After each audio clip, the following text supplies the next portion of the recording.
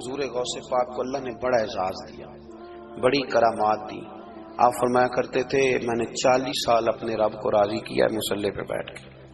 تو میرے مالک نے پھر پوچھا ہے کہ عبد القادر کچھ مانگ لے، کوئی بات کر لے، تو سیدنا غوث اعظم رضی اللہ تعالیٰ عنہ فرماتے ہیں کہ میں نے پھر اپنے رب کریم کی بارگاہ میں عرض کیا، مالک جو قیامت تک مجھ سے محبت کرے فضل کرنا، اسے بغیر توبہ کے موت نہ دینا۔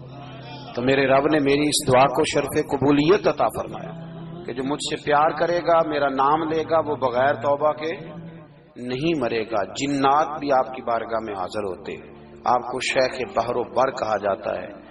جب آپ نے منبر پر بیٹھ کر یہ اعلان فرمایا نا کہ میرا یہ قدم ہر ولی کی گردن پر ہے، تو خراسان کے جنگلوں میں معین الملت والدین عطائے رسول ہند الولی خواجہ معین الدین اجمیری موجود تھے۔ تو وہاں اعلان کرنے لگے، کہنے لگے غوث پاک صرف گردن پہ کیوں، آپ میری آنکھوں پہ بھی قدم رکھیں۔